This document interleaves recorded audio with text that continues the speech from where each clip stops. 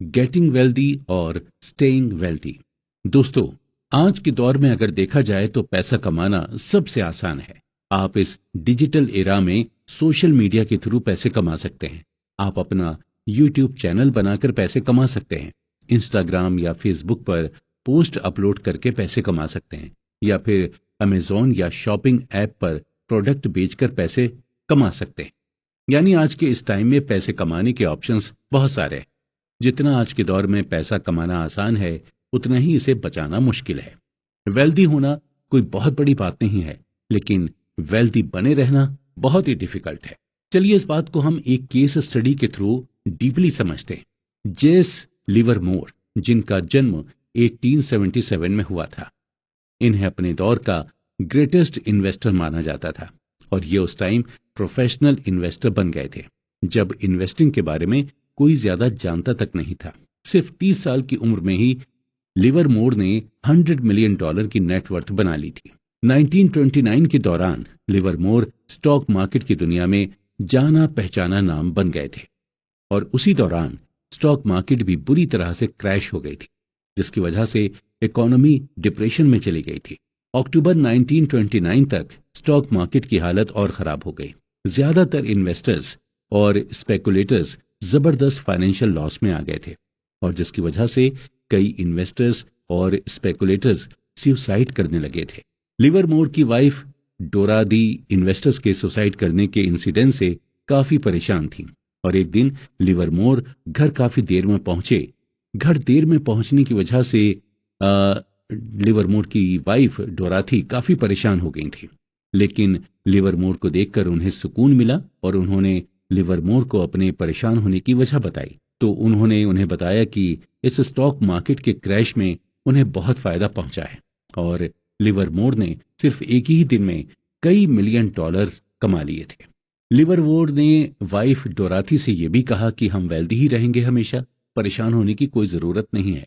तो जहां लिवरमोर की फैमिली खुश थी, वहीं एक और फैमिली जो उस दिन खुश नहीं थी, अब्राहम जर्मेंस्की की फैमिली। अब्राहम एक multi millionaires real estate developer थे जिन्होंने 1920 की इकोनॉमी के बढ़ने के दौरान रियल एस्टेट के थ्रू जमकर पैसे कमाए थे और उसी दौरान स्टॉक मार्केट भी काफी बूम पर थी और इसी का फायदा उठाते हुए स्टॉक मार्केट से भी काफी सारे पैसे कमाए थे। 1929 के मार्केट क्रैश के दौरान जब ज्यादातर इन्वेस्टर्स और स्पेकुलेटर्स सुसाइड कर रहे थे, तो उसी दौरान जर्मेंस्की की वाइफ को भी टेंशन होने लगी और जब एक रात उनके वो घर नहीं पहुंचे तो उनकी वाइफ ने पुलिस में मिसिंग की रिपोर्ट दर्ज करा दी और अगले दिन इन्वेस्टिगेशन में पता चला कि जर्मेंस्की ने भी बाकी इन्वेस्टर्स की ही तरह सुसाइड कर ली है। इत्तेफाक देखिए कि 1929 के स्टॉक मार्केट क्रैश ने एक को दुनिया का सबसे अमीर इंसान बना दिया था और दूसरे को इतना नुकसान पहुंचाया कि उसे सुसाइड करने पर मजबूर होना पड़ा।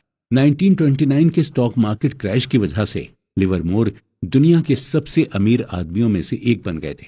वहीं इसी क्रैश ने रिचेस्ट रियल एस्टेट डेवलपर जर्मेंस्की की जान ले ली थी। 1929 के स्टॉक मार्केट क्रैश से कमाए पैसे ने लिवरमोर के अंदर कॉन्फिडेंस भर दिया था, जिसकी वजह से वो स्टॉक मार्केट में ज्यादा से ज्यादा बेट लगाने लगा था। ठीक 4 साल बाद यानी 1933 में लिवरमोर ने भी सुसाइड कर ली थी, क्योंकि लिवरमोर ने स्टॉक मार्केट में इतना पैसा लगा लिया था कि उसे बहुत ही ज्यादा नुकसान हो गया था। लिवरमोर और जर्मेंस्की दोनों की डेथ पीरियड अलग अलग था, लेकिन दोनों में एक चीज कॉमन थी। दोनों थे वेल्दी, लेकिन वेल्दी बनकर रह नहीं पाए, यानी दोनों ने ही पैसे कमाए लेकिन पैसे को बचा नहीं पाए। ऑथर कहते हैं कि पैसे कमाने के लिए आपको रिस्क लेना होता है, आपको होपफुल और ऑप्टिमिस्टिक होना पड़ता है और पैसे कमाने के लिए आपको अपने कंफर्ट जोन से बाहर निकलना होता है। लेकिन कमाए हुए पैसे को बचाने के लिए आपको रिस्क से बचना होता है, अपने अंदर ह्यूमिलिटी रखनी होती है। इसके अलावा आपके अंदर डर भी होना चाहिए। आपके अंदर ये डर होना चाहिए कि आपने इतनी मेहनत करके जो पैसे कमाए हैं वो कभी भी खत्म हो सकते हैं, आपको कभी भी नुकसान हो सकता है। ज्यादातर वेल्दी लोग इसी माइंडसेट के साथ चलते हैं और शायद इसलिए जितने भी वेल्दी लोग हैं वो बिल्कुल सिंपल लाइफ जीते हैं और अपने पैसे को बिल्कुल सोच समझ कर खर्च करते हैं। वेंचर कैपिटल फर्म सेक्वोइया कैपिटल के हेड माइकल मोरिट्ज से जब पूछा गया कि वो अभी तक मार्केट में किस तरह से बने हुए हैं, उनकी कंपनी का अभी तक मार्केट में लगातार टिके रहने का रीजन क्या है, इसका जवाब देते हुए माइकल ने कहा कि डर की वजह से ही वो आज सेक्वा कैपिटल अभी तक टिकी हुई है। मोरिट्स का ये मानना है कि उन्हें ये डर रहता है कि अगर आज उन्होंने पैसे कमाए तो जरूरी नहीं है कि कल भी उसी तरह वो पैसे कमा पाएंगे। अगर आज उनके साथ चीजें अच्छी हो रही हैं तो जरूरी नहीं है कि कल भी सब चीजें उनके साथ अच्छी ही हों। यानी हम ये भी कह सकते हैं कि हमारे अंदर अगर सर्वाइवल का डर नहीं होगा तो शायद हम ज्यादा दिनों तक वेल्दी नहीं रह पाएंगे। ऑथर के हिसाब से वेल्दी बने रहने के लिए हमें अपने अंदर सर्वाइवल माइंडसेट रखना होगा और इसे आप 3 तरीके से देख सकते हैं। पहला यह है कि आपको ये सोचना होगा कि आप फाइनेंशियली अनब्रेकेबल हैं। अगर आप फाइनेंशियली अनब्रेकेबल हैं तो आपको हमेशा बड़ा रिटर्न मिलेगा और आपको बड़ा रिटर्न तभी मिल पाएगा जब आप लॉन्ग टर्म के लिए सरवाइव कर पाएंगे। दूसरा यह है कि आपको प्लानिंग बनाकर चलना होगा। जी हाँ, सर्वाइवल माइंडसेट रखने के लिए प्लानिंग करना बेहद जरूरी है। एक प्लान तभी यूजफुल होगा जब ये रियलिटी सरवाइव कर जाए।